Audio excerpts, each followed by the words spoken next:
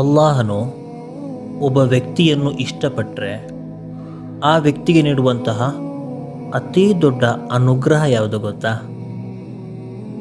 ಹುಜೂರ್ ಕರೀಂ ಸಲ್ಲಲ್ಲಾಹು ಅಲೈಹಿ ವಸಲ್ಲಮರ ಮೇಲಿರುವಂತಹ ಪ್ರೀತಿಯನ್ನು, ಮೊಹಬ್ಬತ್ತನ್ನು ಅಲ್ಲಾಹು ತಾಲ ಕೊಡ್ತಾನೆ.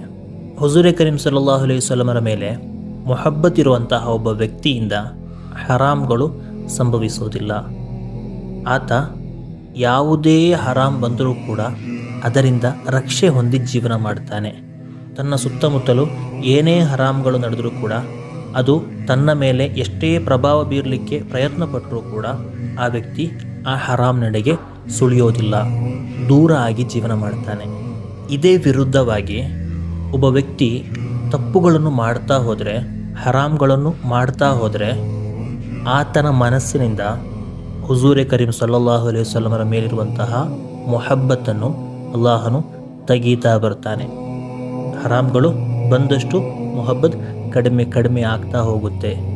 ಎಲ್ಲಿಯ ತನಕ ಅಂದರೆ ಕೊನೆಯದಾಗಿ ಆತನ ಹೃದಯದಲ್ಲಿ ಒಂದಲ್ಪವೂ ಕೂಡ ಮೊಹಬ್ಬತ್ನ ಅಂಶ ಬಾಕಿ ಆಗದ ರೀತಿಯಲ್ಲಿ ಪೂರ್ಣವಾಗಿಯೂ ಅಲ್ಲಾಹನು ಮೊಹಬ್ಬತ್ತನ್ನು ತೆಗೆದು ಹಾಕ್ತಾನೆ. ಆತನಿಗೆ ಹುಜೂರ್ ಕರೀಂ ಸಲ್ಲಲ್ಲಾಹು ಅಲೈಹಿ ವಸಲ್ಲಮರವರ ಶಫಾತ್ ಕೂಡ ಲಭಿಸೋದಿಲ್ಲ. ಎಂತಹ ದೊಡ್ಡ ನತ್ತದೃಷ್ಟ ನೋಡಿ ಆ ವ್ಯಕ್ತಿ. ಮಾತ್ರವಲ್ಲ, ಪ್ರೀತಿ ಯುವಕರೇ, ಹೊರಗೆ ತಿಳಿದರೆ ಅಸಹ್ಯ ಪಡುವಂತಹ ತಪ್ಪುಗಳು ನಮ್ಮ ಜೀವನದಲ್ಲಿ ರಹಸ್ಯವಾಗಿ ನಾವು ಮಾಡುವುದಾದರೆ, ಅರ್ಥ ಆಗ್ತಾ ಇದೆಯಲ್ಲ ಏನು? ಹೊರಗೆ ತಿಳಿದರೆ ಜನರು ಅದನ್ನು ಅಸಹ್ಯವಾಗಿ ಕಾಣ್ತಾರೆ. ಅಂತಹ ಹರಾಮ್ಗಳನ್ನು ನಾವು ಯಾರಿಗೂ ಕೂಡ ಗೊತ್ತಾಗದ ರೀತಿಯಲ್ಲಿ ನಮ್ಮ ರಹಸ್ಯ ಜೀವನದಲ್ಲಿ ನಾವು ಮಾಡುವುದಾದರೆ ಈಮಾನ್ ಇಲ್ಲದೆ ಮರಣ ಹೊಂದುವಂತಹ ದುರವಸ್ಥೆ ನಮ್ಮದಾಗುತ್ತೆ. ಈಗಿನ ಮಾಹೌಲ್ ಹೇಗಿದೆ ಅಂದರೆ, ಮೊಬೈಲ್ನ ಮೂಲಕ ಹರಾಮನ್ನು ವೀಕ್ಷಣೆ ಮಾಡುವಂತಹವರು ಇದು ಹೊರಗೆ ತಿಳಿದರೆ ಅವರಿಗೆ ಮುಜುಗರ ಆಗುತ್ತಾ ಇಲ್ವಾ? ಅಸಹ್ಯ ಆಗುತ್ತಾ ಇಲ್ವಾ? ಆಗುತ್ತೆ. ಇಂತಹ ತಪ್ಪನ್ನು ಅವರು ಹೊರಗೆ ತಿಳಿಯದ ರೀತಿಯಲ್ಲಿ ಅವರ ರಹಸ್ಯ ಜೀವನದಲ್ಲಿ ಮಾಡ್ತಾ ಇದ್ದಾರೆ ಎಂದಾದರೆ ನಮ್ಮ ಅವಸ್ಥೆ ಏನಾಗುತ್ತೆ?